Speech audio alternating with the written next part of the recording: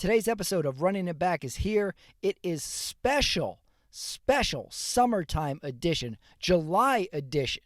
Brother Andrew joins me. He's been on episodes before, but he is in studio for this episode of Running It Back.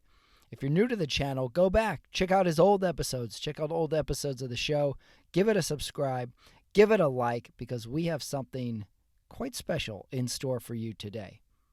Before we get to the episode, however, catch me doing live stand-up comedy. I'm on the road this week. You can see me July 22nd and July 23rd in Salt Lake City. I am at Wise Guys Comedy Club, the Jordan Landing location. So if you're in the area, if you haven't seen stand-up in a while, if you haven't seen me, go out. WiseGuysComedy.com is where you go for tickets, or, of course, you can always hit me up. And I will give you the info too. Give you a little nice, sweet hookup as well. So come out to a show. It's going to be great. Now, on to today's episode. Andrew and I tackle, quite possibly, the biggest summer blockbuster to ever grace the screen, Independence Day. We usually do true crime, but we took that format and we applied it to the greatest summer movie quite possibly ever made. I don't know. Well, we discuss that very thing. We have categories to break down. We have long-lasting thoughts. We have reviews. We have emotion, raw emotion. Where are you on this movie? You've probably seen it. How old were you when you saw it? What was your reaction? What were your expectations going into the movie as well? And how does it affect you today? Is it the greatest summer movie of all time? As you know, we have a lot to discuss. So, running back. Hey, Andrew. They're exterminating us. Independence Day, right now.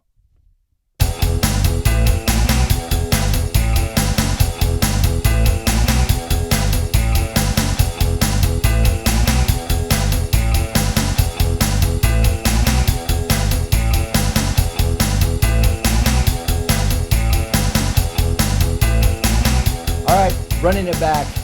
Andrew Ramirez is back in studio, in person, from Murder Mecca. You know, we usually do true crime, but I think for this episode, it would be a crime not to review this movie. In July, in America, we're reviewing Independence Day from 1996. Welcome to the studio. All right, man, it feels good to be back. Oh, nice. Yeah, well, the production the value skyrockets. Well, we were talking about what we should do for our show for the summertime, and we ultimately came across, we just need to review the ultimate summer movie. And that's how we decided on Independence Day, 1996. I'll start here. Is this the best summer blockbuster ever made? Okay, you're asking somebody who saw this movie when they were 6 years old. Right. During probably one of the happiest times of my life, which is summer vacation. So I'm going to say for a millennial like me, who's 32 years old, I'm going to put it in my top three. Top three? Maybe not the best one ever made, but I'm putting it solidly silver or bronze position in my history of movies, summer blockbusters, for sure. I'm going to read off to you some summer blockbusters from history.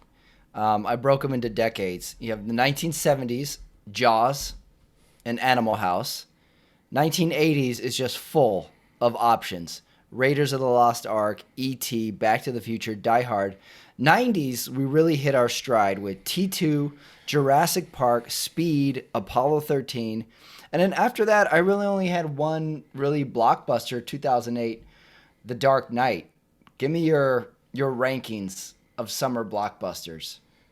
Okay, I'll go, Jaws probably has to be one of my favorite summer blockbusters. It's such a scary movie, and I think you're kind of hard-pressed to have a horror movie as a summer blockbuster, but Jaws is totally a horror movie. So I'd kind of put that in there as my number one, because I like that spooky stuff. Number two, Terminator 2.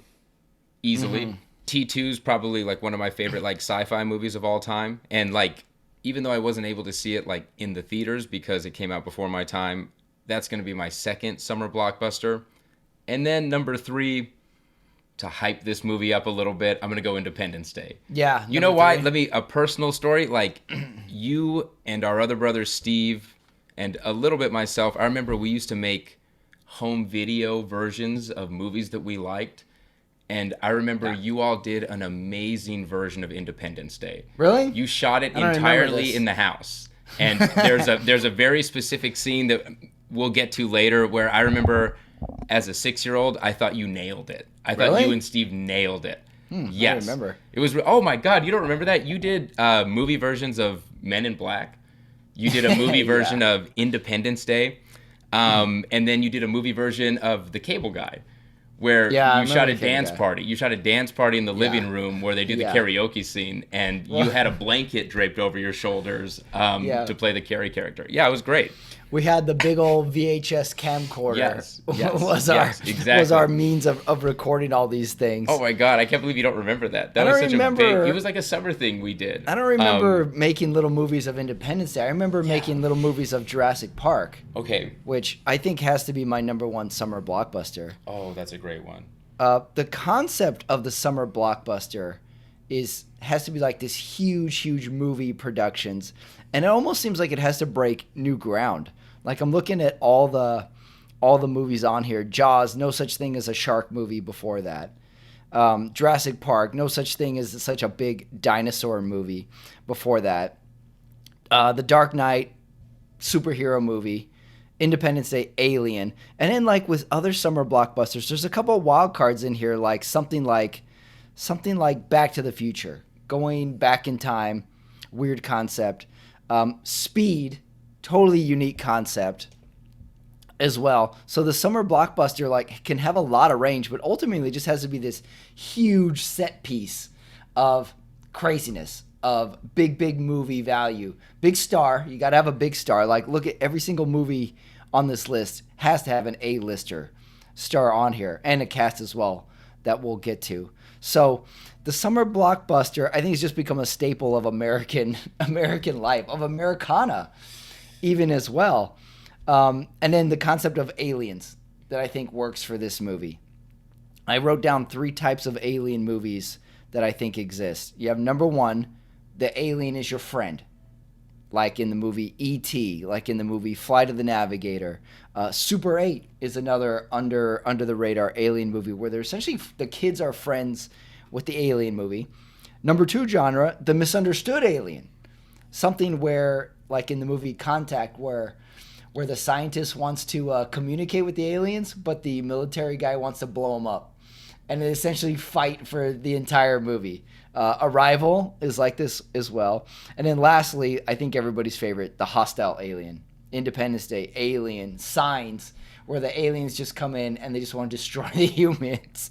Did I leave any genres out of alien movies? Those are good. The only thing I'll add to it is the suddenly stupid alien that at the last most important moment didn't realize a very crucial thing about Earth. This happens in 2 movies. Like in War of the Worlds. Yes, War of the Worlds. Turns out they're allergic to water. Water. Okay. The Earth is 70% water. How do they Take a not look at see the this? planet from any distance. It looks like there's a lot of blue stuff on it, right? So it's stunning to me that the alien wouldn't realize that. Having all of the technology to travel the light years to get there, they just don't know that planet's 75% water. Like, having no degree in science, I could tell you that. And that happens again in Signs. Those aliens. Is it water again in Signs? It's water, man. What is Because water? the little girl, she has all those glasses of water yeah. in the room, and then one of the cups gets knocked over, and it pours on the alien, and it like burns him like acid. So it's ridiculous. It's ridiculous that they don't realize that. I would say, so this fits my little subcategory is hostile aliens, like you're saying, Yeah. who turn out to be idiots. Yeah. Who turn out to be really stupid at the last second. Major flaw in their plan. Yes. Yeah. Where do you stand on War of the Worlds? I feel a lot of people like it. I feel that movie is so flawed. Oh yeah, I like that movie a lot. I'm back on Tom Cruise because of Top Gun 2. Yeah. So I've been kind of revisiting his movies, and I think it's a good movie. the issue for me is that I really struggle with his relationship with his son Robbie. That part's hard to deal with. Seems like an unnecessary storyline in the movie. I also like how they're fighting over baseball teams. Like he's got his Yankees hat on, and then Robbie, to piss off his dad, puts on a Red Sox hat. It's a little much. And then Tom Cruise throws the most awkward pitch ever to a son. No one on that set was like, Tom, let's take like three reps before you throw a ball on camera, because it looks like you've never thrown a baseball before in your life. A little forced, yeah. he's struggling with that for sure. Dakota Fanning's really good in that movie. She plays a good young kid that doesn't annoy me in the way Robbie does. Have you seen the original version of War of the Worlds? The one that came out in the 60s? I don't think so. I think something? parts of it, but never in its entirety. Okay. Yeah, I feel like it would be better to see that Cruise movie knowing the original one, because I think they do. That's a Spielberg movie, right? Yes, that was the big deal. It's like this was Spielberg and Cruise. Spielberg pays a lot of homage to that original, so I bet there's so many like Easter eggs in that movie that that if you had seen the original, you would really get a lot out of. What was the Keanu Reeves one? Well, was that another War of the Worlds that was The Day the Earth Stood Still. Right. That's a good movie. That's another weird one.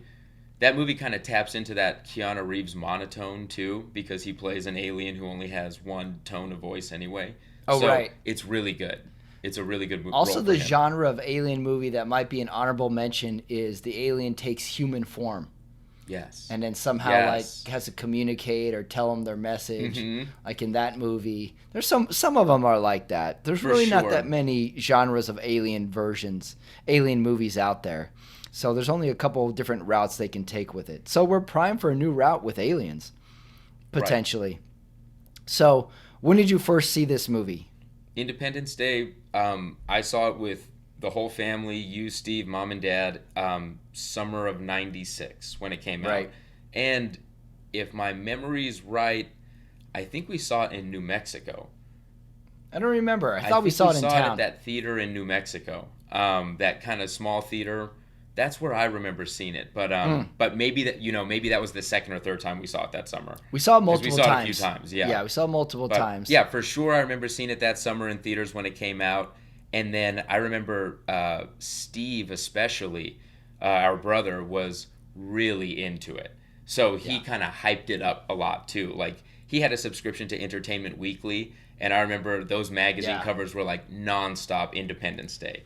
That was the heyday of that Entertainment magazine era. He had Premiere Magazine, Entertainment Weekly, even TV guides were still coming to houses right. at that time. Yeah, and every week, every month, there was a new cover.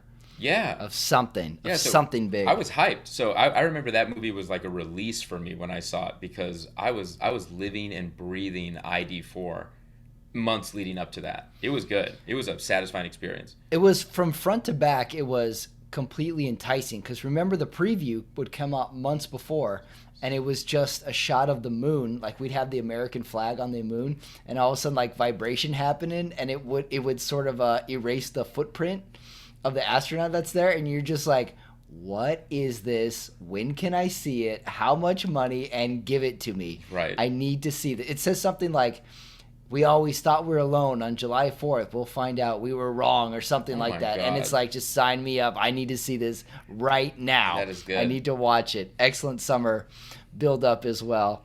I remember seeing this movie in the theater, but like waiting in line. Like you had to get in line. This was before you bought your tickets online. And you just went to the theater and got in line and just hoped there was tickets left for you. When you got to the window. What a different time. Because you also, when you saw that trailer, you could only really digest what they gave you. Yeah. There was no internet to go to. Yeah. There was nothing you could really look up other than if you had like a subscription to like an entertainment magazine. You could read a little more about it. Right. But when you saw that trailer, you were stunned. You just knew when it was coming out. That's all you had. It would say, on this date, you can see this movie that you only know barely anything about. Like, it's probably going to be about aliens. It's going to be good. This is a great trailer, so you're going to be hyped for this. And then Will Smith is in it. Or Jeff Goldblum is in it. And that's basically it, you know? So what a fun time to go home and just be stoked on a movie And then, like you said, even on the day, you don't even know if you're going to get a ticket really, because you got to get there 8 hours early to kind of camp out in front of the box office. But it's a different time. It's almost like living in the 1930s. It feels like when you think about it. You really only had the preview and you had TV. Like you'd see little like on the E channel, you'd see little featurettes of like the making of it. You'd watch little tidbits like that, but that's like all you had. There was no Instagram to see what the actual stars were putting out there or anything like you all went into the movie with the same knowledge, essentially, and you just kind of took it in. And then there would be surprises in the movie. You're like, oh, Goldblum's in this movie? Right. Oh, this guy's like, there would be little surprises too as well. So there was a lot. There was just ultimate, like, I don't know what I'm going to go see.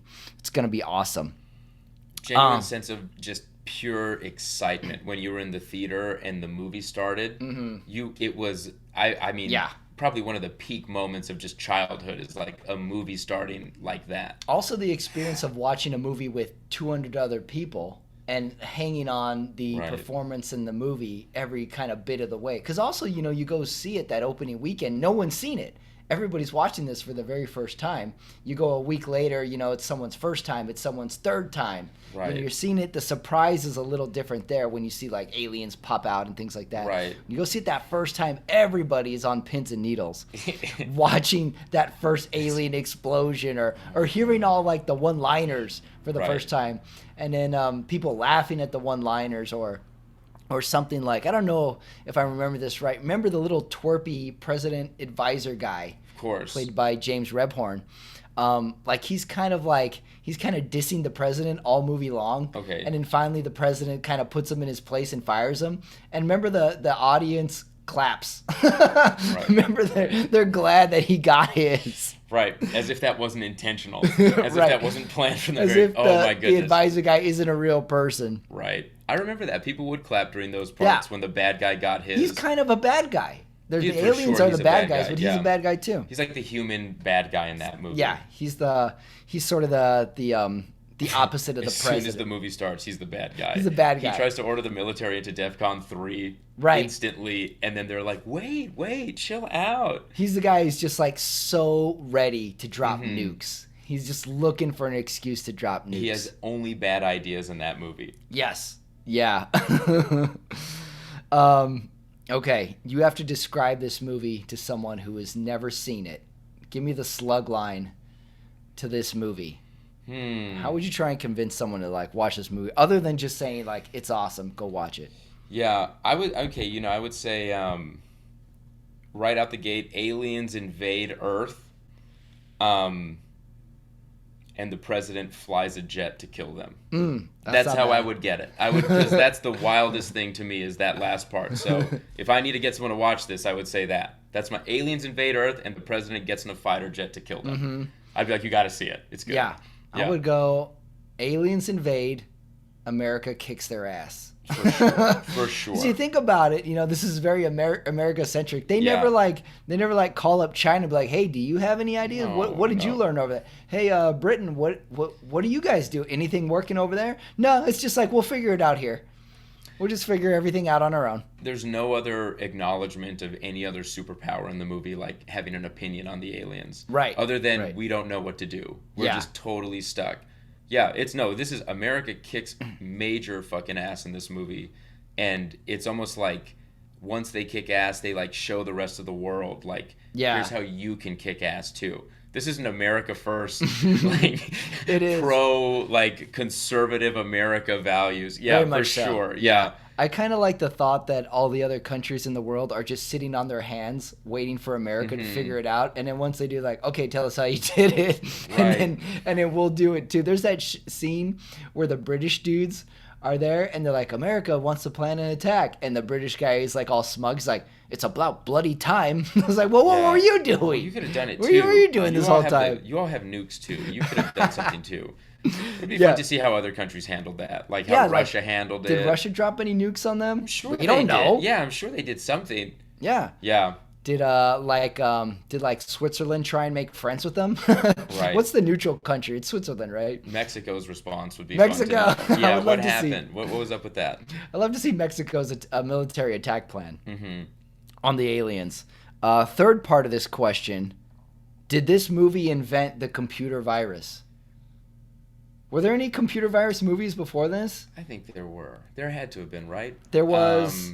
What about that movie Hackers with Angelina Jolie? Wouldn't that have come out after this? I don't remember that movie. I think that movie came out earlier. What about The Net with Sandra Bullock? I don't think that was a virus, but that was early internet talk. Well, whether this was the first virus movie or not, I think this is definitely like first wave of virus movies, because they even as a concept, Jeff Goldblum has to explain it to the audience. He says like, I'm gonna give the computer a cold. You know, he says like, it's like catching a cold. You know, and then the audience is like, okay, so you like make the computer sick. You know, like, and it doesn't work well. You know, so. Movies today never have to explain that. You know, if a computer gets a virus, you know what that means. But since this movie has to kind of explain that concept to you a little bit, I feel like it has to be like first 5 or 6 movies to do this. Yeah, like there was that movie in the 80s with Matthew Broderick where he breaks into the computer. War Games. Yeah. Where he breaks into the computer and changes his grades. That wasn't really a computer virus, but that was it was on our mind that computers could do some damage. Okay. So I would say this movie might have been at the early forefront of computer virus, Silicon Valley. Yeah, John Connor like hacks into the ATM, you know, in Terminator 2. Yeah. And steals some cash. So yeah, there's some tomfoolery going on with computers. I think we as the audience knew that something could be done within a computer using technology at this point. But it is a frontier that no one really knows much about yet. I don't remember anybody thinking this was like out of like silly or ridiculous. I remember thinking like, oh yeah, computer virus. No, it made perfect sense. Computer virus. It made perfect. That's how we'll get them. The part where he shows how it will filter down to like other computers too. It's just perfect science. You're like, it's like gravity. Yeah. I have some questions about it when we get to the categories. Last note I had, writer Roland Emmerich thought of this movie, thought of this concept while promoting Stargate in Europe, conceived the idea while answering a question from an audience member about his belief in aliens. He decided to incorporate a large-scale attack, having noticed that aliens in most invasion films travel long distances only to remain hidden on Earth. So thinking about that too, this was like a first movie where like we get to see them, we get to see the ship, we get to see the bodies, we get to see them interacting. Whereas before they're kind of hidden. Invasion of the Body Snatchers is like that as well, where they're essentially like a fungus, and you never really see them. You just see the concept of the alien itself. So, well, time for the categories. Just like we've done other murder mystery, other true crime, we have categories for this movie as well to break it all down. First category, I want to hear your thoughts on this. Most memorable scene from the movie. I have 5 nominees. You can write in your own if you have another one. Nominee number 1, aliens blow up the monument. That's the Time's Up scene.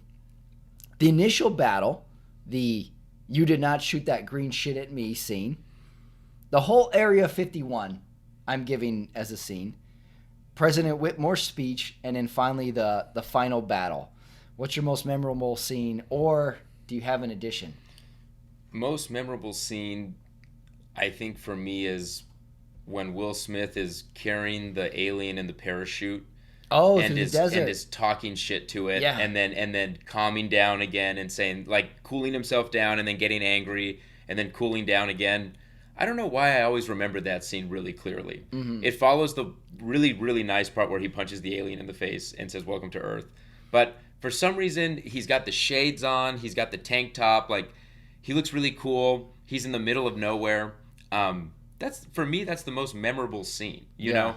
It lives in my mind. But iconic scene has to be the White House getting blown up, or the Capitol. Yeah, the Capitol. that was in the previews. We just couldn't wait to see. Yeah, that was mind bending when you saw that happening. So such a good build up to it as well, because Jeff Goldblum's trying to get in the there. White House, right? Yeah. Okay. Yeah. I'm pretty sure it's the White House. Do they blow up the Capitol too? I don't remember the Capitol. I remember the White House. Okay. Yeah, for sure the White House, because they have to like leave in time. I think. Okay. They blow up the White House, and then they blow up Los Angeles. Did they blow up any other? They blow up the Empire State Building, I think. Oh, right, New York. That's a big one. Yeah, that's the big one. New York, Washington, Los Angeles. They blow up. Yeah, yeah. Right. No, that's got to be the most iconic And also scene. the music too, like you're building up, and then Jeff Goldblum flips around the early laptop, Oh, and he time's somehow he up. has somehow he has like a countdown to exactly when it's gonna happen. Yeah. And you're just like, oh man, what the hell? And he's like, time's up, and they're there, and they got to get the hell out of there. Yeah. Yeah. That scene's really good. I forgot about the scene of him dragging the alien, just talking trash. I love that part. He's so cocky. He's so cocky in that because where's he going? You know, he's not worried about water. He's not worried about anything. He's just walking with the alien with his shades on. And then of course he gets intercepted by like the army of RVs that come. Right. But I don't know, like just not knowing what his plan is in that moment. It's such a badass scene. It's always stood out to me as a cool, memorable scene. I guess his plan was that he got the alien because he punched him, and then he's just gonna drag him to Area 51. Yeah. Like he knows about Area 51. I guess He so. has clearance to know about Area 51. I mean, not even the president knows about Area 51 Yeah, the president apparently. didn't even know. But yeah, maybe his plan was just all headed in this cardinal direction until I run into somebody. Yeah, Who knows? Yeah, who knows? I'll just turn in the alien to Area 51. So he must know that Area 51 has aliens. Yeah. Somehow he just makes this leap. Yeah. Like, okay, I got to return this to the Area 51. He knows that no matter who he runs into, like that'll be the perfect thing to get him anywhere he needs to go. You know, he's got a live alien in a parachute. Yeah, that he just knocked out with a right hook. He's not worried that the alien is going to regain consciousness. Right. He's like, I just drag you in your space in my parachute and talk shit on you all the way till I walk to Area 51. That alien slaughters like 6 people in that emergency room, and Will Smith takes him down with one punch. That just goes to show that Will Smith is a badass. But yeah, the alien is wearing like body armor essentially, and Will Smith punches him through the body armor. Yeah, because him the a alien concussion. comes out ready for a fight. Like it like launches at him, and Will Smith just punches him down. He just punches him. Oh my goodness. Good 90s trope. of Amazing. just punching. Amazing. President Whitmore's speech, I think, is up there for me, which sort of like begs the question, like Bill Pullman nails the speech. You see everybody saluting and cheering. And then I always think, like, how come Bill Pullman didn't become our president for like the next 4.5 years of movies? Right. He should just be the president in every single movie that has a president. I like that idea of we elect a movie president. Right, yeah, I've always believed And then that person is going to play the role of president for consistency in every movie. I think that's a great idea. Yeah, movie president. Let's every 2 years, like within the 4-year real president election, they should do movie president elections. Yeah. That would be amazing. Bill Pullman would be a good one. Harrison Ford was a good movie president. Oh, yes. Yeah. Even the guy from who was president in 24, the TV show. Oh, I like him. Okay. I like him. I think his name's Dennis Haysbert. What about the president from that TV show, The West Wing? Right. Who Martin was that? Sheen. Martin Sheen. Yeah, Martin Sheen. he could do it too. Anyway, elections would be good for that. You know, it's kind of interesting because in this movie, Independence Day, there's a few little hints of West Wing, Aaron Sorkin walking through White House hallways and them talking. There's that one scene where the lady, Jeff Goldblum's ex-wife, is talking to the press and sort of like talking fast, gets in the elevator. Little West Wing. Little early West Wing. I wonder if Aaron Sorkin consulted any on this movie. Walking through White House halls, talking all fast. And then do we skip over Area 51? Where do you stand on the Area 51? Oh no, that's a really cool part. I like that part is like kind of when Independence Day goes like a little spooky like horror movie route a little bit. Dr. Okerson. The most ridiculous scientist ever. I always feel bad when they get angry at him when he's telling them how exciting the last 24 hours have been. That never struck me as a very fair line for him because he lives and breathes this stuff, you know? He's been in that basement for decades, and then finally this ship came to life. He's allowed to be excited about that, you know? Yeah. The president and then the other guy, like, they both just shit all over him when he gets all excited. But that part's amazing because, one, it proves Area 51 is real, and so it makes a big leap, you know? And then, two, it gives you some Roswell closure. Like that's where it all came from. You know, like that ship is the Roswell ship and those are the alien bodies. It's incredible. So I love that part. But it wouldn't, you know, I can't like picture one scene like or one still frame that I could use to like solidify that, you know? Yeah. It's more like my favorite sequence than anything else. Sequence is a Yeah. better way of describing it. I kind of call those scenes in movies, especially action movies, is the catch your breath scene. Mm-hmm. Kind of like we had the initial attack, and then we need to get all the information. Right. We need to get the expository information, like in Speed when he goes to the airport, and it's like, okay, now we can just drive around, and we can catch our breath, and kind of figure it out. So I like the Area 51 scenes. We get to explain, oh, we actually know this about the alien. Right. Oh, this is never gonna work. Oh, maybe this, maybe this. So I like that scene a lot because you get to sort of catch up into the information of it all. Right. You know, I almost wish you spent more time with it. it to be teaches honest. you so much about them too, because it has that scene where the alien hacks into the president's brain. Yeah. And like they have like the ability to like telepathy with other people, you know. Yeah. I don't feel that was fully explained, but we just sort of went with it. I always feel like the aliens should have made that their weapon. You know, if they can hack into your brain and make you like freak out, that's the best weapon you need. You know, you don't even need to fight us with Yeah. bullets and lasers. Like just hack into our minds, you know, Yeah. and then just that will neutralize anything, you know. But maybe they can only do it if they're like super close to you. Maybe Yeah. it's a face-to-face thing. Yeah. It was just sort of like they just had technology and we just had to agree with it. Right. You know, it was kind of like, oh, if you can just read our minds, then why are you gonna blow us up? It's got Feels like you could do this an easier way. It's got one of the all-time spooky scenes where the alien has its tentacles wrapped around the scientist's throat and is using the vocal cords of the scientist to communicate with the people. That is so scary to me. Yeah. That I always felt that pushes the boundary of a summer blockbuster family-friendly movie a little bit. So I really like that part. That's the horror movies section for me.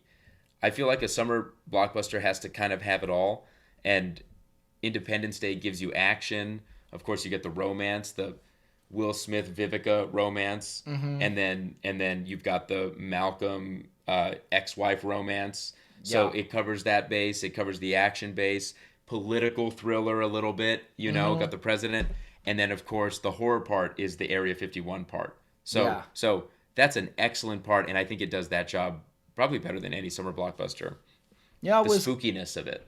I was thinking with this movie, I was like, maybe this is a disaster movie, but I think it's got to be everything. It's got to be the little political peppering in at the Right. beginning, where like you're watching like the CBS morning pundits, and they're like, "Will he run again? And does he have the mind of the American people?" You got a little bit of that. Then you got like the Jeff Goldblum is the environmental scientist thinking guy. Then you got the military guy, the hero, Will Smith. And then you got the outcast, the Russell Case guy, who has a weird storyline that I have some thoughts on. So you have all these kind of angles going on at the same time, and they all have to converge at some point to achieve the same goal. A lot of stuff going on. So I don't think I can call it a disaster movie. I think I can call it an action, invasion, summer, America Right. movie. It's maybe not a disaster movie, but it's epic. It Epic. needs to Epic's fit better. the epic category. So I think by blowing up the White House and all of that, it checks the epic box. You need that shock value and Yes. blowing up the White Just House. Big scenes. Gave it good Something shock value. big is happening. Yeah. Whether it's a tidal wave or a laser, something big has to happen. Final battle. Like a lot of the blockbuster movies, the final scene sometimes can be the weakest link because it's got so much to wrap up. How about the final battle in this movie? They upload the virus. It doesn't work at first. I have questions about that. And then they have the battle. They have to, Will Smith and Jeff Goldblum have to get out of the mothership.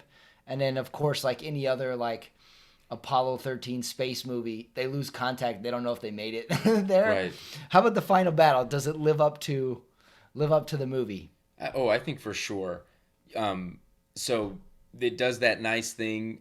I mean, lots of movies do it where it's cutting between two battles. So you have the battle. Yeah, a with lot of Will movies do that. Star You Wars, got I think, Star was the Wars first is one. movie that like I remember did that, where you got the Obi-Wan lightsaber fight, you got the Star Wars like Death Star run, you've got Han Solo shooting stormtroopers as well with Luke. So this movie does that where you have the president with his squadron attacking, I guess, the main threat that's going to shoot them at Area 51. And then you've got Will Smith and Jeff Goldblum going to take down the mothership. And then it cuts between those two scenes. Yeah. I think it totally lives up from a final scene perspective. The only thing I wish, thinking about it, the thing I really liked about Star Wars was that it gives you like a big picture fight with fighter pilots and like missiles, and then it gives you more close quarters action. Yeah. One-on-one like combat. It would have been cool if Independence Day had like a squadron of Marines Yeah. that Oh, had yeah. to go take down like some aliens in the mountains or something. That's what I always I don't wanted know, as a like, kid. yeah, That's what I like- always wanted. I wanted more final battle scenes. Yes. Like it would have been much more satisfying if it gave you that third scene that they could cut to where you had some badass Marines just capping those aliens Yeah. like in tunnels or something. That would have been, I wonder if they thought about that and they maybe held back for some reason, because that seems so obvious to me that you'd want some close quarter stuff too. Yeah, I thought You it know? was. Yeah, as a kid, that's what I was like. So the ship crashed. Like, not everybody's dead in there. Like the aliens, Right, they're right. gonna get out and they're Yeah. gonna like want to fight. Right. And then we get to fight them hand to hand combat. I always wanted that. I could take that final battle scene another 25 minutes, very easy. It's almost like action movies figured out that little trick. It's like let's have two battles going on simultaneously, and we'll show the audience both of them at the same Right. time. The only thing that doesn't work for is like sports movies. You got to show the one. You got to show the one playoff game or championship game. But action movies figured out we got to have two things going at once Oh yeah. to It really makes hype it feel it up. so big. It Yeah. feels like such a big moment when it's cutting to new moments of fighting. It just feels like this is all happening right now. I can't keep up, you Mm-hmm. know?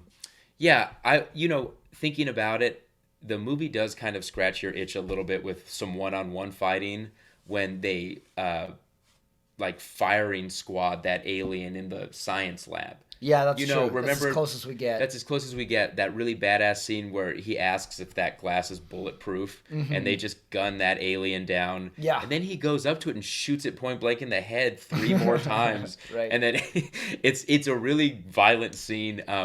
Maybe that's kind of how they yeah, it's worked true. it out Probably for us the most a little violent bit. scene of the movie. It's very violent. I Shoots an forgot alien in about the that head. part. He Yeah. guns it down 3 times in the head, and then it makes that sound. That was really shocking. So Yeah. maybe that's how they worked it in. I don't know. I also like the scale of this movie. Like watching it now, it doesn't seem like it's overly CGI'd or looks really fake. Like lots of scenes where the planes are flying over deserts or the canyons. It looks pretty good still. Mm-hmm. I like that. It doesn't seem like it is dated Right. in any way. I didn't feel anyway. So like the planes flying over each other and chasing each other still look pretty damn good. The lasers didn't look fake. Right.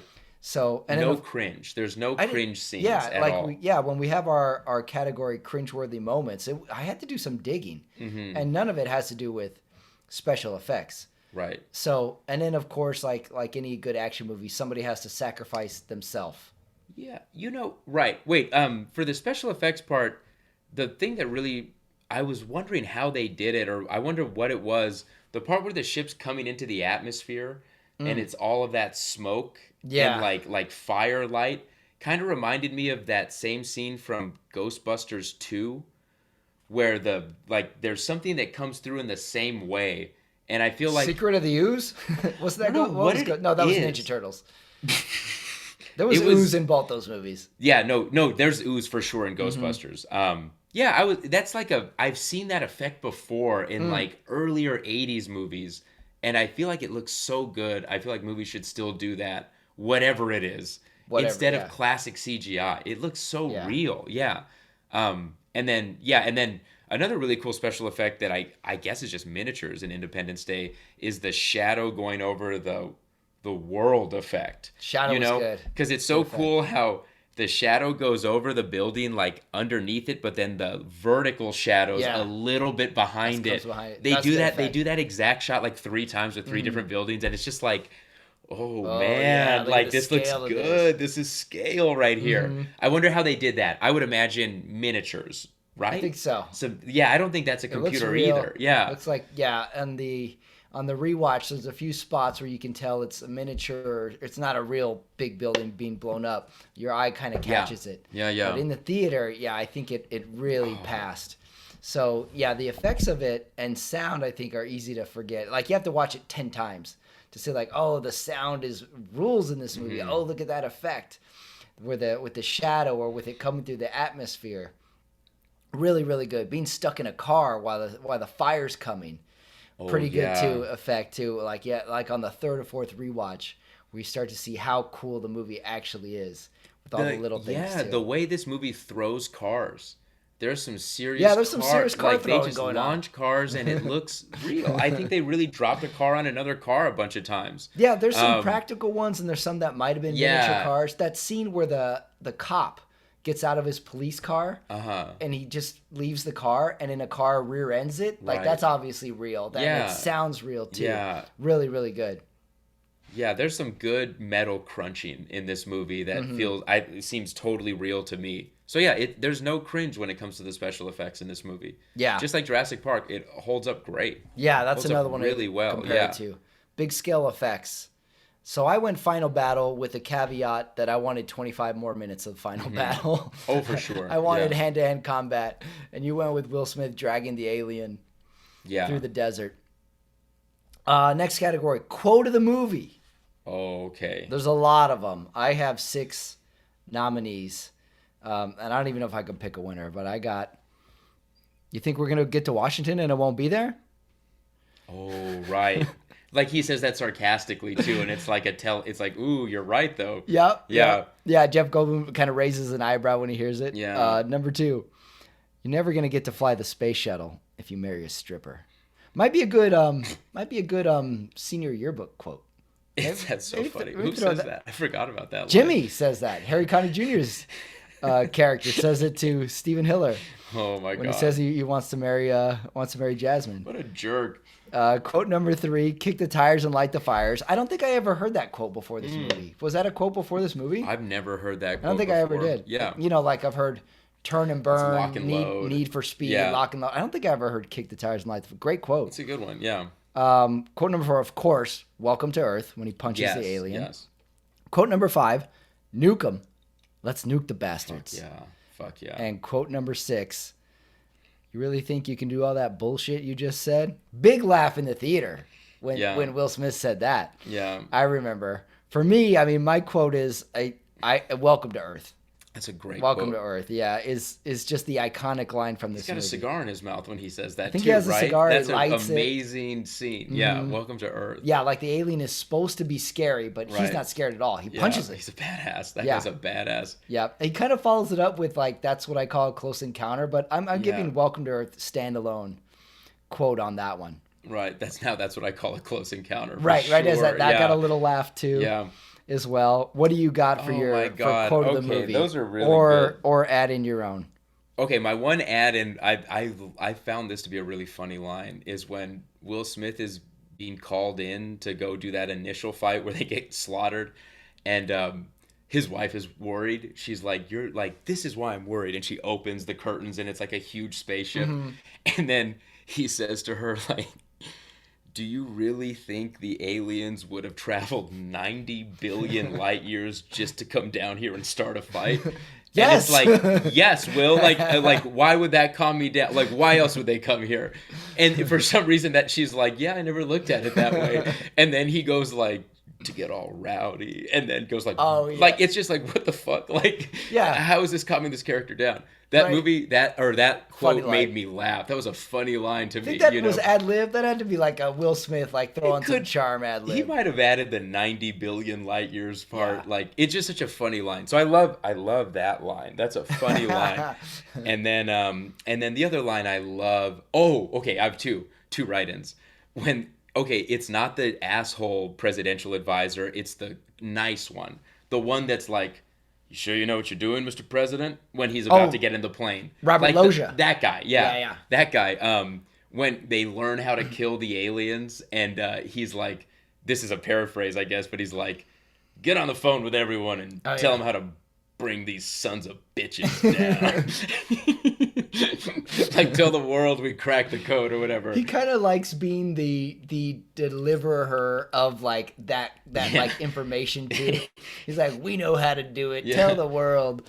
I think Bring like these sons of bitches it must have down. been a trope in the 80s and into the 90s where like when you have that moment, you would throw in the "you son of a bitch" Yeah. or "sons of bitches." Like even in A Few Good Men, when Colonel Jessup gets court-martialed and Tom Cruise is like, I'm an officer of the law and you're under arrest, you son of a bitch. Yeah. And like that was like enough for us. That was like calling someone a cunt. That was the like by biggest thing you today's could do. standards. Yeah. You know, like it was like that was hardcore what he just said, you know? Yeah. It had like punch to it when you said it. Yeah, I think that was 80s and carried into the 90s. Yeah, son of a bitch. Just throwing that out there was Yeah. just huge. It's a huge diss if you say that. Huge Yeah, diss. you diss somebody. Just the aliens. I never think about how that is like a diss to your mom too, you know, because Yeah. you're a son of that bitch. You It know, like insults your mo- it that was the insults original your Yo mama. Mama Yeah, joke. it's your mama. So I Pretty love that. much. And then last one and then this was the thing that you and Steve did in your home video was the one where the president's like looking at all of the battle plans, like on like almost like the LED, like Star Wars style, Oh, like yeah. battle station, and he's just like, they're exterminating us. Good. You know, that was a scary line. They're exposition. exterminating us. Right. You know, really badass. So those are my write-ins. Next category, cringeworthy moments in this Okay. movie. I came up with 4. Took a little research to find anything that made me cringe a little bit in this movie. Okay, here's my first nominee. When Jasmine is telling the other stripper at the strip club not to go out tonight because she has a bad feeling. I could do without that scene. I don't feel it was really necessary. Yeah. And it also leads me to ask the question, like, the aliens are invading. Strip clubs are still open? Like, what Right. happens to businesses during all this? Yeah. So that scene I could do without. And then I almost could do without the wedding scene when Will Smith marries Vivica Fox. I almost feel like that scene needs to be longer or just cut it out completely. Yeah. I don't know about that scene. Judd Hirsch quoting John Lennon in Yeah. Air Force One was Yeah. like kind of silly. Like it got laughs, but it was like, it's just like half the world blew up. And he's like trying to quote John Lennon and get his son back together with the ex-wife. Yeah. And then of course I could do without all the scenes with Russell Case's kids. Yes. I Yeah. feel like they had nothing to do in this whole movie. Yeah. So cringeworthy scene, I'm gonna give it to the Russell Case kids. Yeah. They're just annoying to me, Yeah, and yeah. like the ages are weird. Like it seems like he's got a teenage son, but he's also got a 12-year-old son, but he's got a daughter who's also the same age. Yeah. I couldn't understand the kids at all. So I Yeah. could do away with the kids as well. Yeah. What are your cringeworthy moments? I agree. Like, I think Vivica A. Fox has a bunch of cringy scenes in this movie because I didn't really like the part where she's talking to the first lady, like when the first lady has the blanket on her and she asks her like, so what do you do? And she says like she's a dancer, and then Right. she says like, oh, ballet, and then she's like stripper, and then Oh, yeah, she's like, and then the exotic. first lady's like oh, and then she's like, Right. it's not that bad, you know? Yeah. Like it provides for me, and it's just like we don't need this. Like it was so judgmental, and like it seemed like an unnecessary scene. And then another one I have is like the Will Smith says goodbye to Vivica A. Fox part at the very beginning goes on too long, I think. Oh, when he goes to El they're- Toro? Yeah, when he's about to go to El Toro and he's like just super cocky and she's like, there you go, being all that again. Yeah, you know? yeah, I'm with It's you on like, that. just speed this up a little bit. And then the kid comes out and he's like, bam, bam, bam, you know? Right. It's too much. I was like, I wish that slowed down or was reduced by like a minute, you know? That was my cringe. Right. I did what cringe else? in that That's, in the theaters where he's it, like, yeah. she's like, you are not as good as you think you are. Yes, I yes. remember cringing like that. And he's in like, there. yes, Add that I one in. am. Yes, I am. Right, He's like yeah. cocky. He's so Yeah. cocky and Add that one she's- into cringeworthy. ugh, yeah, very cringy. Yeah, definitely. All right. Yeah, actually, there are cringeworthy moments in this movie. Next category. This one's a tough one. Any actor of the era who should have been in this movie. This one's tough because there's a lot of actors in this movie. Uh-huh. We had Pullman and Jeff Goldblum and Will Smith and Harry Connick Jr. for 8 minutes. Mm-hmm. Anybody of the era that should have been in this movie? Yes. Anybody we could have added? Any character we could have added? Oh no, for sure, let's get Robert Patrick in there as the badass Navy SEAL who leads the platoon into the caves. To add that angle. If we to add it. in Yeah, Robert we need Patrick, another military guy. he's a cool dude. Everyone knows him from Terminator as the T-1000, Mm-hmm. so he can play a cool action star, but make him a good guy. Robert Make him a Patrick. good Pretty guy, you know. And then he could be the Navy SEAL. He could be the hand-to-hand combat guy who just handles his own. You know, that's my main add-in right there. I think he'd be great.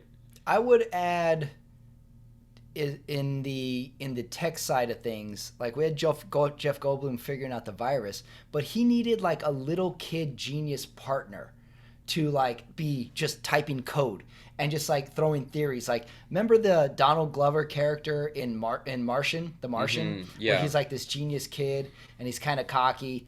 We needed someone like that to like help Jeff Goldblum kind of figure out this techie stuff because he's a genius. And then like to pick someone to do it would be really, really tough. Almost like, how old was Robert Downey Jr. in 1995? Is he too old to be a young kid? No. Or is he U.S. already Marshals 30? came out in like '98. But is he too old, Robert Downey Jr.? Well, oh no, he would be too old. He'd be like 29 or something like that. Matthew Broderick's too old by 95. Who was a Yeah. kid in 95? What about a Vanderbeek? Is Vanderbeek James too Van- much Joshua, of a face? Joshua Jackson. Maybe you know, Joshua he could have Jackson. done it. Yeah. Could be And the yeah, nerdy Dawson's kid. Creek would have been a good well to draw from. Got thrown in. Yeah. Maybe he's too famous, but I think a young kid who's a genius at computers could That would be. you What know, about Justin Long? one thing they could What about do. Justin Long? I think he would have been Would have been really a child. young. I think he would have been really young. If they worked it in some cool way where like maybe all of the top adult computer scientists got wiped out or something. Yeah. And they were like having a hard time finding people to help them, and like they were able to find this kid like who was a freshman at Caltech or something. You know, that would be a cool storyline to work in. Yeah. Yeah. Or like all the like old traditional scientists don't see this angle. And at Yeah. some point the kid scientist genius computer guy goes, "You guys are looking at it the wrong way. We got to get in there from the inside." Exactly. Yeah. Something we gotta like give that. it the shocker. Right, Yeah. right. Maybe no, something like that could be added. I could use like a little Jeff be Goldblum cool, young yeah. kid partner. That'd be because it like think about other summer blockbusters like Jurassic Park does a nice job of letting the girl figure out how to use the system to unlock That's all the right, doors. yeah. You know, like, and that's a nice thing to have. You know, like a little outside blood chipping in because Yeah. like kids are so annoying in movies and they don't do anything of any value. Like I like how they gave the kid like a genuine skill that helped move the plot forward. It almost seems also like discovering to give the alien ship a virus was almost rushed. Yeah, Because Jeff Goldblum is just getting drunk on the floor, it's so dumb. and he has a Yeah. good he has good like getting drunk scene where he wants to just destroy everything, and then the Judd Hirsch just says like, "Oh, you're gonna catch a cold," and he's like, "That's it." Yeah, like, what? and then that's it. We got the solution to bringing him down. It's almost Right. like we needed a little bit more research or trial and error, something to think of how to take him down. Because like, that's it. Catch a cold. Yeah. Yeah. That's how he figures out the whole virus. Figured the whole Yeah, thing. because he could get sick from doing something that is risky, I guess. Yeah, I guess so. don't even fully understand that. It's okay. That's fine.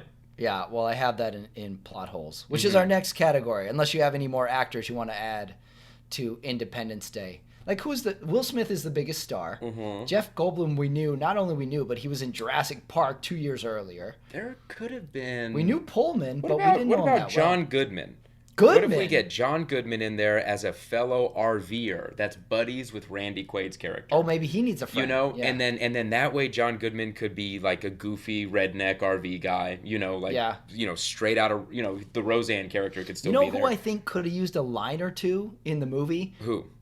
There's when they're calling for volunteer pilots, and Russell Case says like, "Oh, I'm a pilot," and then they're giving him the little orientation, which also I like. His son keeps giving him black coffee. Funny part. That's a really funny But part. there's the guy next to Russell Case who looks like a Harley Davidson guy. Yeah, he's got yeah. beard. Yeah, He's yeah. wearing the aviators. I almost felt like that guy needed a line or two. like in the cockpit, I maybe. felt like that Yeah. guy was like a former Nam guy or Korea cool. pilot. I feel like they could have worked that in a little bit. But yeah, I love how Russell Case gets sober, and the son Mm-hmm. brings him black coffee, and Russell Case says like, Like he approves. He's like, it's good. Keep it coming. keep it coming. And the son is like, all right, like great. My dad's not gonna drink anymore. Oh my god! Yeah, Another reason why that kid should have just not been in the movie. Keanu Reeves looking kid. Keanu yeah, Reeves like yeah. look-alike. All right. Yeah, Yeah. How about? Oh my god! How about that? Another cringe scene is when the fucking bad guy from 10 Things I Hate About You is trying to hook up with his sister. Oh, and he's that like- was cringeworthy, And he's like, too. "You don't want to die a virgin." Yeah, And then that's he's right. like, "Let's go, we're leaving," and he just like pulls her out of the car. Yeah. I was like, why did that have to be in this? You know, Kid wanted to get he some wanted to get it before on. the end of yeah, the world. the Like, world's oh, gonna end. You don't want to die that's a a- virgin. add that to cringe. What the It was not fuck is necessary. that about? Not Yeah, and plus, like they look like children. it's gross. It's a gross thing to think about. So I didn't like that. That part could have been cut. Yeah. Add that to cringeworthy scenes. hmm All right, plot holes. I got a lot of plot holes in this movie. Plot hole number 1. Aliens are invading. There's a ship over the White House. The president's like, I'm going to stay here. Yeah. What nation would allow this? Yeah. Like, you can't stay underneath this huge warship. Right. So, like, you would go to a bunker. You'd be the first one out of there. President stays in the White House is a huge plot hole. Second plot hole, the president can fly a jet. Like, when's the last time he flew a jet? He can just get in there and fly again. Big plot hole. Big right plot there. hole. Yeah. When the initial battle, when Jimmy, Harry Connick Jr.'s character, has the alien on his tail, and he says, "Oh, I'm going to try something." What was he going to try? All he does is go up. Yeah. All he does is go up and takes off his mask. Like, what maneuver was he going to do? I didn't know that. I couldn't figure that one out. And all he does is get shot down after that. Okay, I'll say this for the last one. Last 3 are big ones. Did Jeff Goldblum and the ex-wife stay together? What's their relationship like after? Oh, yeah. Do you think they stay together, or they give Yes. it like a year or two and then they break up again? Oh, okay. So they obviously get back together at the end of the movie. Yeah. And then you're wondering if it lasts. Like, does Yeah, their does this relationship relationship last? last? That's I the think it question. does. I think it definitely Really? does. Because all she wanted Jeff Goldblum to do was have ambition and do something big with his life. You know, she was like, "You never had any ambition. You never wanted to do anything." Yeah. And then he what literally a harsh insult, fuck her. dude. Yeah, fuck What a her. harsh He was insult. like he was doing what he loved, you know, and he was saving the successful at it. environment. Yeah, He there's was- nothing he wrong was with doing that. stuff. So that's what she wanted from him was like, you need to do something more than that. And then he Yeah. literally saves the fucking world. So I think for her, that's been solved for her. You know, Mm-hmm. now she has a man who did something big, and then he never took his fucking wedding ring off for 3 years. So Right. he wants to be with her. So I think they'll last. I think they'll totally last. I say they last for a couple years Okay. and they break up because Jeff Goldblum probably becomes this like tech super genius after this. Like every company wants him for their infrastructure. So he's really busy. He's a hot commodity. And then she's a hot commodity too because she's in the presidential cabinet. Yeah. You know, she's got to be promoted from whatever she was now advisor to right-hand person or something. So they're too busy. I think they're too busy to stay together. Yeah, if they do stay together, they would have a very sterile House of Cards style relationship, I feel like, where they wouldn't really see each other a lot. Yeah, I don't think they have a Yeah, true- that's I the don't- only way it would work. I don't is think if, they're going to have kids in a house. Yeah, yeah. No, that's true. They could say they that at all. that could rip them apart. They're both going to go skyrocket with their careers. Yeah. Next plot hole questions. The aliens didn't have virus protection? Like they don't no McAfee, no Right. malware? Just you can just break in with a virus? Seems kind of easy. Like we yeah. all have virus protection on our computers you buy from Windows 95 level Yeah. computer can hack the mothership. aliens had super strong shields to protect against nuclear blasts. Yeah. Their little planes had shields. They came in undetected. No virus protection? You're right. And then how did Jeff Goldblum even like communicate with the network? It just says communicating with host. It's like, well, how'd you do that? No idea. No It idea. makes no sense. Huge That plot part hole. makes no sense at all. How the alien, because you get to see a little taste of the alien technology where remember the controller is looking at that ship that has Jeff Yeah. Goldblum in them in it and he's trying to figure out what's wrong and he literally touches a touch screen that has like the same type of interface as Jeff Goldblum's computer. Yeah. So the aliens that came from 90 billion light years away use the same operating system, it seems like, as Jeff Goldblum. Like they didn't They both had even DOS. try and like it's like a 3D like of the ship. You know, Right. it doesn't make any like it's so similar to human technology. That's a Yeah. huge like that struck me as really weird. I almost wish they didn't show that because then you would wonder how do they control more things? mystery. Like almost it's Yeah. all mind. You know, maybe they do things through their Yeah. mind or whatever. But it shows them interacting with like a cashier register, like touchscreen, and with his big long finger, like just touching it. So I was like, whatever. That's big so long figure. whatever. Oh, like, did you scan your Ralph's card? Okay, you can do it bullshit. afterwards Yeah, too. bullshit. That's their technology too. I always wondered what that alien's job was. Was I- that alien a military alien, or did they just have regular It data entry seemed like he aliens? was almost like the person with the cones and the tarmac. You know, Yeah. like he brought the ships in and then like stored them, I think. And then he noticed that something was weird about that ship. Yeah. I think that's what's going on. I don't, but okay, that's a plot hole for me. And then connected to that, tell me if I missed something in the movie. It's very possible that they explain this, but when Will Smith and Jeff Goldblum get into the alien ship, why do those seats work for humans? Oh yeah. Why are they sitting Why in the these fuck- captain's chairs? They're in captain's seats. Yeah. So like, did the military put those in there specifically for humans to ride? Yeah. Or why would the aliens need a seat like that? You know, Yeah. like why do the controls, those big clunky controls, like function for that tiny little alien? You know, or I guess the biomechanical suit can pull them with its tentacles, but like Yeah. that alien doesn't have two arms. You know, like doesn't the alien have Yeah, like? Will Smith has the controls in each It's hand. as simple as grabbing it, and this. going like The only this. thing that strikes him as weird is that he thinks he can go forward by pushing it forward. Yeah. So he goes backwards, and he's like, "Oh, now I get it." Yeah. You know, it. I would like to see how the little alien or the biomechanical suit alien was supposed to like interact with those controls. Mm-hmm. It's so human friendly.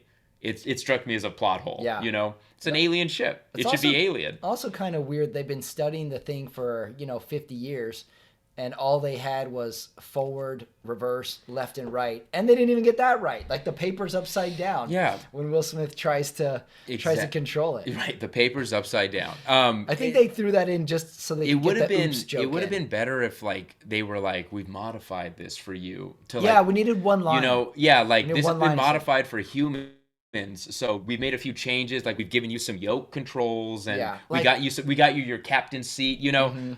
So I was like maybe I missed that part, but you don't remember anything like that either. It's almost like we could have used 2 minutes when they get to Area 51 and they show them the big tamale.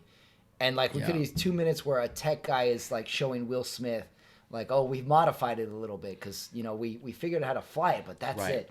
And just a quick 2 Yeah. seconds, we're like, oh, they've been working on this. And when he then- does get in it, yeah, it makes sense that he could sit in a chair. That would give you a little opportunity for like Will Smith to like flex some fighter pilot knowledge too. Oh, yeah. Because they could be like, but try and keep this thing under 7 Gs or whatever. And Will Smith could say like, well, but if I invert, maybe I could add more Gs. And they're Right, like, right, And they're they like, could say that. they're like, oh yeah, no, like maybe like they might be like that's risky, and he's like, no, I think that could work. Yeah. Like.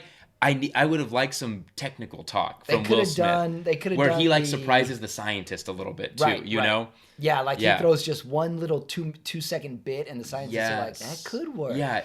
Or like, Like it would they do work. the thing where like he's looking around the cockpit, and he's like, "What's the max speed of this?" Or "What's its velocity? What's its Exactly. how many Machs can it do?" And then like one scientist says like, "Turns out it can do some sort of unrecorded amount of Machs." And then like looked at each other all serious, and the scientist goes, "Took us 3 pilots to figure that out." Yes, And it's just like, yes. oh, dark. That would be Ooh, sweet. dark. Yeah, that would be Something sweet. like that. Because Something like that would be I would good. like to see him show how he's an amazing pilot, not just from like the Daredevil stunts, but also the tech knowledge. Yeah. Like he has technical knowledge. I of need this. more Area 51. Yeah. There, I'd be More lo- Area 51 have you time. seen any deleted scenes on Independence Day? No, I I'd haven't. like I to should look see them some up. of their There's a deleted few. scenes. I feel like some of these might be answered, and they might have just cut them because They probably it's already cut a 'em. long movie. It's a super long movie Yeah, already. I don't Yeah. think it's long enough. Leads me to my last plot hole question. What happens on July 5th, do you think? Oh. So the ships all crashed. They got to go blow them up more. They got to go explore them. Like, what Right. happens to the world? We're in total chaos now. Yeah, Probably military bases get built around the ships. Mm-hmm. And then we start figuring them out. I feel like on July 5th, the aliens either just leave, they all just retreat because they realize it's a lost battle. I Like thought the they blew 'em all remaining, up. like Or No, they're still okay, so the around? mothership is dead, but I think all of the separate individual ships are still functioning.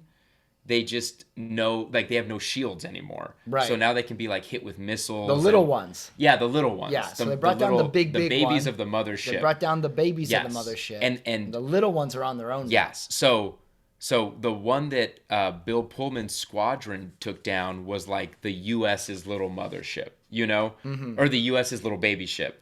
And then obviously now the mothership is done, but now France will have to take down its baby ship. Right. Iraq, you know what I mean. So I think those ships either fight and lose or just bounce, just try and make a run for it, maybe, or something like that.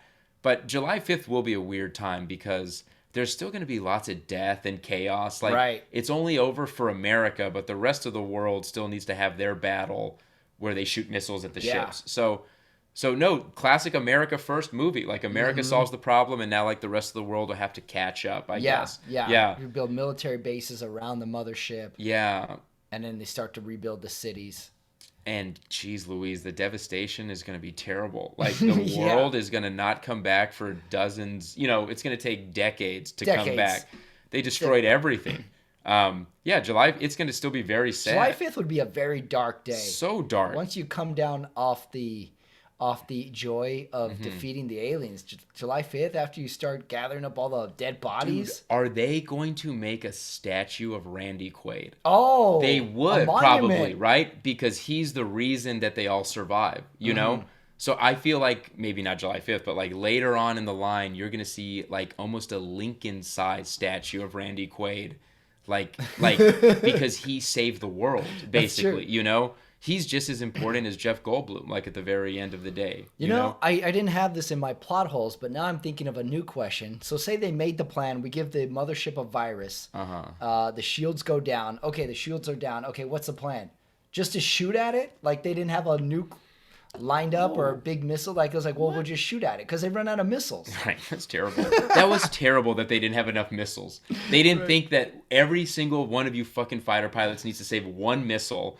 Right. Because we also need to shoot the gun, you Yeah, know? we gotta shoot the I'm actual out. thing. I'm out too. We're all out of missiles. We're all Like, out. holy shit. Okay, another thing that I wonder about, why does the shield still work after the virus is uploaded? Yeah, that was my next question. And then Pullman, in a cool way, is like, I want one more shot. Yeah. And then it works. Like, is that because of a delay in like the signal? Yeah, they never or explained that. They'd never like. I wish they would have showed Jeff Goldblum's computer like being needed to stuck or refresh. something. Yeah, that was weird to me too. I was like, that doesn't like. Why did it still work? Yeah, You know? because if it wasn't the president, he shoots the first missile, it doesn't go through, and says, okay, disengage, get out of there. If it wasn't the president, he probably would have said, okay, affirmative, let's get the hell out of here. Yeah, But and then since he they're was like, nah, I'm going fucked. to try again. So what if like he didn't try again? Right. Exactly. And the aliens were like, blew us up, and they were like, yeah, we went through the data, and dude, our shields were down. And the alien in the little office is like, That's like realizing. That's like realizing you like drove all the way home with the gate on the U-Haul truck Right. open. You're like, oh. did we my lose anything? It's all there. Damn, that would have been bad. Oh my god, the shields were down. Right. Like Jesus Christ! Thank God they didn't shoot another missile. Yeah. That's good. No, that seems struck Why me would as the, why the weird. delay? I don't know Yeah. why. I mean, I wish he would have just said there's a 5-second delay. I hope they know that. You know. Also, say if Jeff Goldblum and Will Smith never made it out of the mothership. So they got the virus, they brought down that one ship, but they didn't get out. Could someone else tell other countries how to do the virus? I guess they could. I guess Yeah. other people knew how to give them the I information. think that's the whole.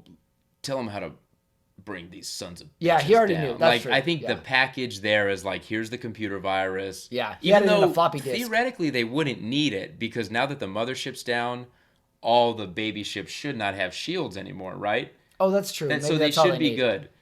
You know, Yeah, the other that's part true. that strikes me as Maybe really didn't need to say really reckless of Jeff Goldblum is when he demonstrates it.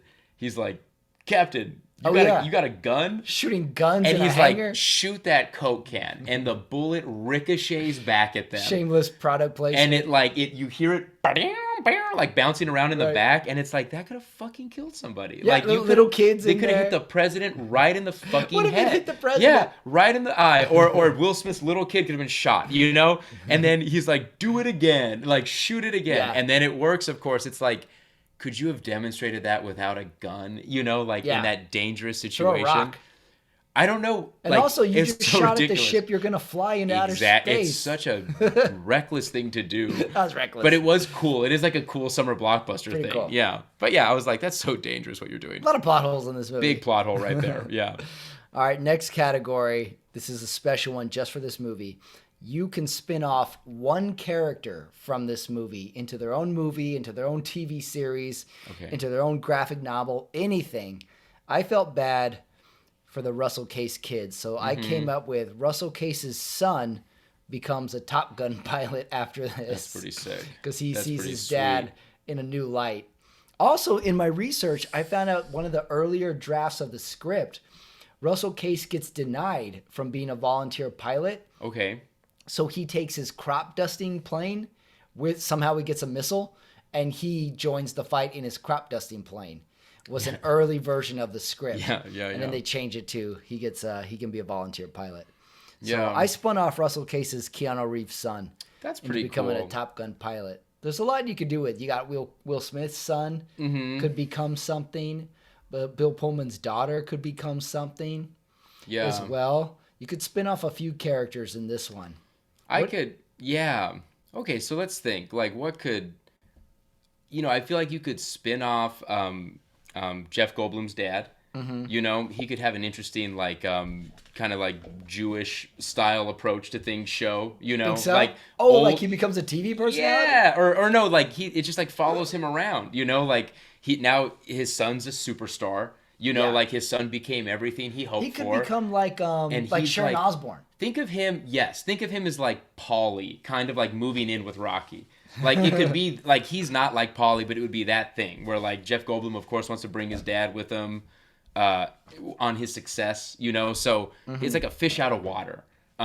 This Jewish dad who used to play chess in Central Park, like, is now the father of the most successful man in America, Right. And So he he just like lives dispels in wisdom. Yeah, he's wise. Yeah. Yeah, that'd be cool. And then maybe you could spin off some of Vivica's story, where like now she doesn't have to be a stripper anymore, so She definitely writes a book. she could write a book, or she could open like a halfway home for other strippers or something like Maybe that. she Like, starts that pole dancing as an exercise craze.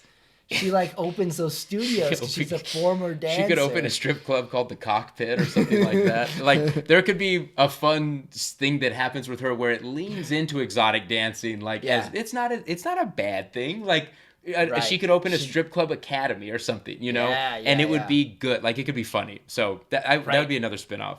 That'd be a good spinoff. Yep. Yeah, that's true. What do you think President Whitmore's approval rating is? Oh. 10,000%. Can you imagine? He flew a fighter jet like as a squad leader to fight the aliens. He gets you know? reelected for the next 8 terms. Well, Yeah, he looks like no, he's he's 50 in. years old in this He's- movie. He's got a lot of years left. Yeah, he's a young president, and his approval ratings are solved. There's no way that guy's not going to be president again. Yeah. Yeah. It bums me out that we didn't get the Independence Day sequel. Like, we got it, but not Will yeah, Smith I didn't or even anything. see. Yeah, I didn't see No one that saw one. it, No, it's a different like world almost. Totally different. I think every character can be spun off now at this point. Mm-hmm. I can't believe I almost forgot this category. But which character from this movie did you not want to die? You actually have a lot of nominees. You have the president's wife, Russell Case, Marty Gilbert, the Harvey Feinstein character, or Jimmy, Harry Connick Jr. character. The wife, I think, is an easy, she wasn't even in this movie. Yeah. I don't even think they like each other. They're not even in any scenes together. They little talk on the weird. phone, and that's Yeah. about it. President's wife, Russell Case, I think has to go. Yeah. He has to. Yeah, he has to go die. in this movie. So it comes down to Jimmy or Marty, Jeff Goldblum's friend from work, Harvey Fierstein. I could go either because I like the team of Jimmy and Steven Hiller and Will Smith. I think they're a good team. They are a So good I team. want him to not die. He shouldn't have died. He dies so quick, He and does die pretty quickly. everybody knows Harry Connick Jr. There's also he has some sneaky good scenes where they're going to fight. He does let's light the tires, light the fires, kick the tires, and he goes like, "You got your victory cigar?" And he launches into some sort of jazz scat. He's like, "I got it right here, yeah."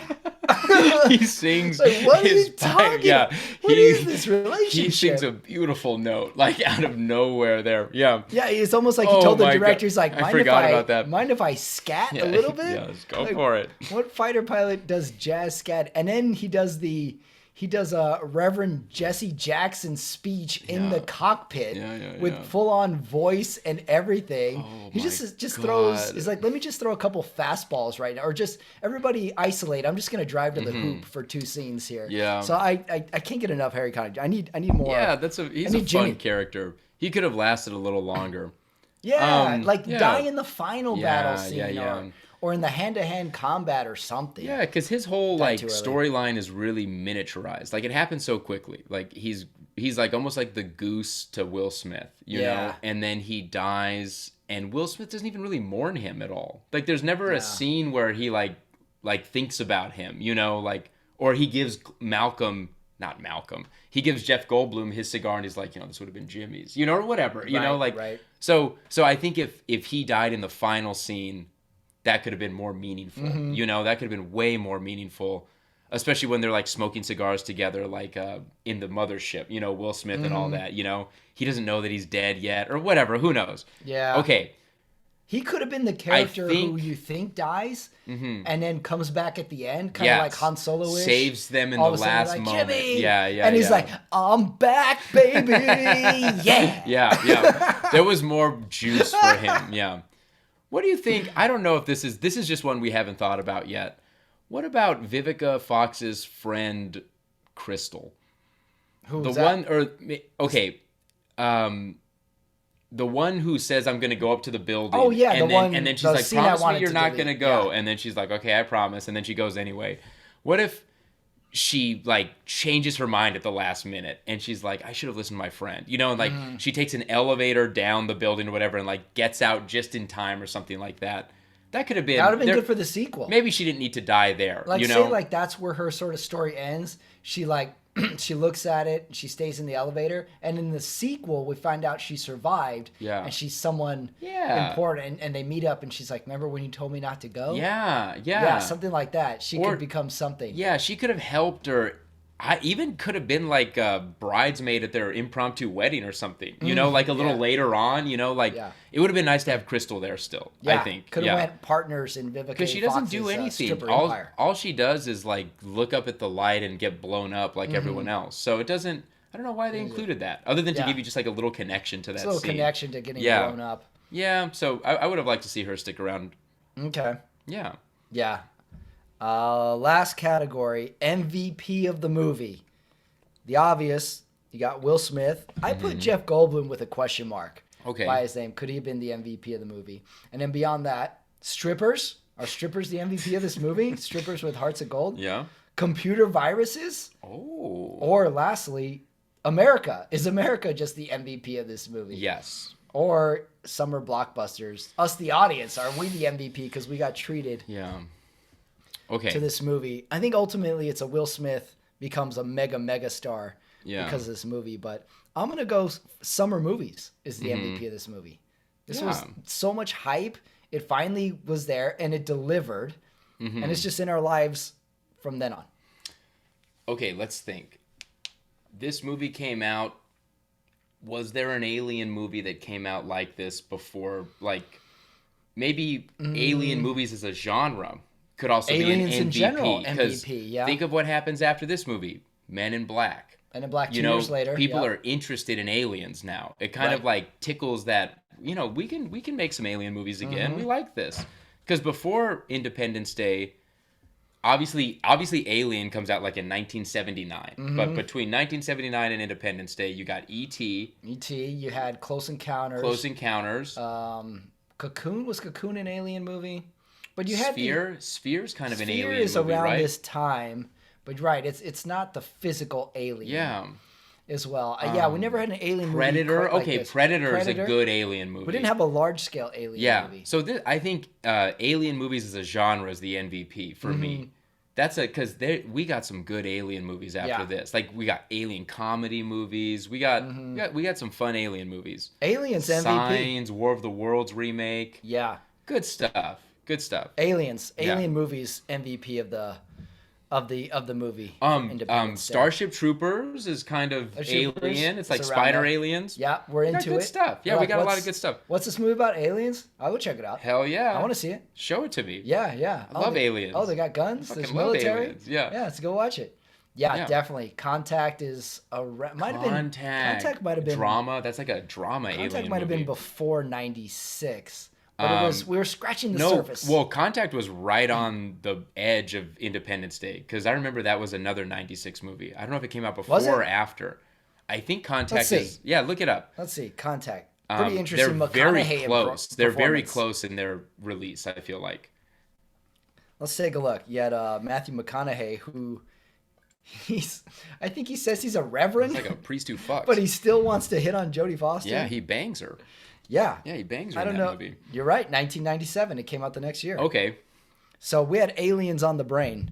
Mm-hmm. So maybe Aliens was the MVP of this movie. Yeah, I think the aliens are the real winners here. Even though we wanted more Area 51, we wanted hand-to-hand combat, yet Aliens still the MVP of the movie. Yeah, and it probably ignited so much interest in Roswell, just like as a location. Yeah. Because people were like, that's a real place. Like, that's a real place. That's right. Yeah. We could Area 51. We could talk about Roswell. Yeah. So Roswell as a city probably got a huge boost, like in their tourism and stuff like that. Mm-hmm. Do you remember they had like a festival? They had like a Roswell like parade there. I think it was 50th anniversary type of thing. Yes. When was the 50th anniversary? It would have been around there because wasn't it? Oh my God! What? 46. Well, then that would 47. That would have been 50 years in 1997. That is a perfect timed movie to come out for Roswell. Yeah, I wonder if they had that in mind. If they're like, hey, Roswell was this time. 50th anniversary. Come out right around this time. Yeah, Roswell definitely. Another MVP could be Roswell. As a town, because they probably got some good tourism bucks after Independence Day came out. Mm-hmm. Yeah, all the Steve Ramirez's of the world had to go see it for themselves. Had to see it for themselves. Awesome. I want to see it. I also like when Jeff Goldblum, everybody's going to the basement, he's going to the roof, and he's like, "Don't you want to go to the basement?" He's like, "Nah, I gotta see it." Oh yeah, he wanted to see it. He had to see it. How dangerous is the scene where Jeff Goldblum knocks on the door and his dad has a double-barreled shotgun, and he's like, "Whoa!" He catches it. He catches a shotgun. Yeah. I was like, he almost should have shot it. Like it just blows up a part of the roof or something. Yeah, I was like, Jesus Christ, that could have been the end of Jeff Goldblum right there. Could have been a lot of going on there, and then they get into Plymouth and drive to Washington. Right. Exactly. There's no traffic at all. All good. Yeah. Well, this was the July summer blockbuster edition of Running It Back. Andrew Ramirez, we tackled Independence Day. Do you want to ring the bell or should I? I'll give the honors to you. Ring the bell. We did it. Independence Day bell. Sorry. USA. All right. Nicely done. Okay, that is it. That is the episode. That is Independence Day, July 4th. Wow, what a movie. What a performance. What an invasion. How about in 25 years, the aliens make a movie about their Independence Day? Oh my God, I just got chills. Forget all that. I want to thank Andrew for joining me on the show. Check him out at Murder Mecca. That is the true crime Instagram handle that he is the curator of. Hit him up. Check out his post as well. And hey, don't forget me live stand-up comedy July 22nd and 23rd. That's this week coming up in Salt Lake City. Wise Guys, the Jordan Landing location. 2 chances to see me. Hit it up. It's going to be great. Wow. What an episode. I feel like I need to lay down or watch the whole movie again. Thank you, Andrew, for joining me. Thank you, loyal listener. If you haven't already, like this episode, subscribe to my channel so you don't miss anything. Go back and check out old ones as well. And be on the lookout for stand-up dates. One coming up this weekend. Thank you, everybody, and I will see you soon.